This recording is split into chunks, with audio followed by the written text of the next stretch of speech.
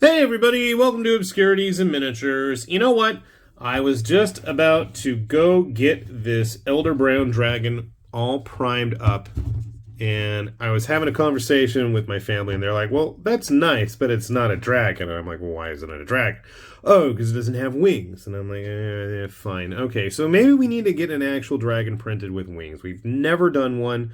Well, I take that back. I did one, but it was all armored up, and then I broke it, and that's a different story, and I don't even know if I ever posted a video on it, but that's a whole... Anyway, so I went back through some of the models that I've had from Lord of the Print, and I thought, you know what? They do really nice dragons. They're one of my top 3 dragon designers.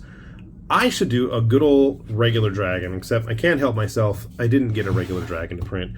I decided to print their armored dragon. So I had seen the model that this head is based on, and despite him looking like an armored Red King corn on the cob kaiju monster, can't unsee it at this point, and if you do too now, that's my apologies. It got a big giant pre-painted version, I think, when Descent into Avernus came out, and I really liked the design. I was like, but I don't want to shell out like $100 for just a big piece of plastic that was haphazardly painted. I mean, I could do that myself for much cheaper. So that's what I'm going to do here. So you've seen his head. Body's a good size.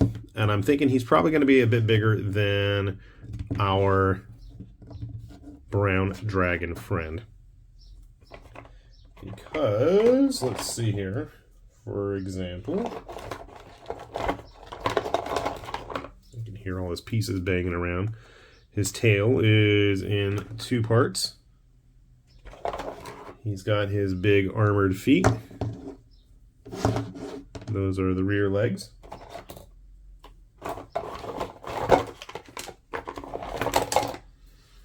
And then these are the front ones. No pegs, no plugs. Everything just kind of slides right next to the body like so. Pretty simple, yeah? You can see there's scuff marks from me already playing around with seeing how it's going to turn out. Now, what's really going to give him a lot of size are the wings. And what's interesting, and I've been waiting to see a model like this, I've never printed one yet, his wings are actually 2 parts. Is this the right ones? Maybe. Let's find out. No, it's that one. So you can see here there's kind of a connector spot where the other parts of his limb would go, and it just all kind of slides together pretty nicely. I don't think I'm going to have to be doing any awful gap filling there, thankfully. You can see his other wing right there, and then there's the base itself. So the base itself is actually 2 parts. You could print it as a single piece, and I tried that, but it didn't print well. Let's see if you have a bigger base. Oh, they're the same size. Except our Armored Dragon friend's base is just a little bit bigger, a little bit thicker, a little bit wider, even though it is hollowed. So that's going to make for an impressive looking figure. I'm not going to glue him to the base just yet. And what I like is rather than having him arching up, he's actually angling down, which I thought was kind of a different take on this style of design. So, I've been rambling here for a good 4 minutes already. Let me shut my trap and get this guy all put together, and I'll show you how it turns out. There weren't so many parts. Sit tight. Okay, we did it. We got our armored dragon put together here. Whoopee. There's his base. Both parts are firmly glued on there and nice and marred up from me playing around trying to fiddle with where to actually position this guy. So like I think I said earlier, he actually is going to rest going downwards rather than upwards, which I thought was a nice touch. And just for a sense of scale, I printed up one of these bug dudes from Lord of the Print, which we'll see in a subsequent video because I'm busy working on some of the other stuff that came out with them. And I just wanted to give you guys a good sense of scale because our dragon with those wings attached is absolutely massive. I can't even fit his wingspan on the screen, and he's sliding down. No. Go back where you were. And that's why he's got all kinds of marks all over the base. I'm sure once he's got some glue on there, it'll be fine. But you can see with the wingspan, with the way his body is, I love the sense of movement in this model. I think it looks nice. It doesn't have to be super duper dynamic, but you can see he's like landed, he's surveying the scenery, and I know I got a lot of gripes from family members and friends about the face, but I like it. It has that. I mean, it is called an armored dragon, right? It should look armored. I mean, you know, me personally, if I want an armored dragon, I want somebody to do like a whole, you know, what's his name? Daisuke Izuka, Duel Masters dragon with, you know, the crazy anime-looking armor. But that's a different story, and that's something I'll have to go get some artist stuff for at some point or another.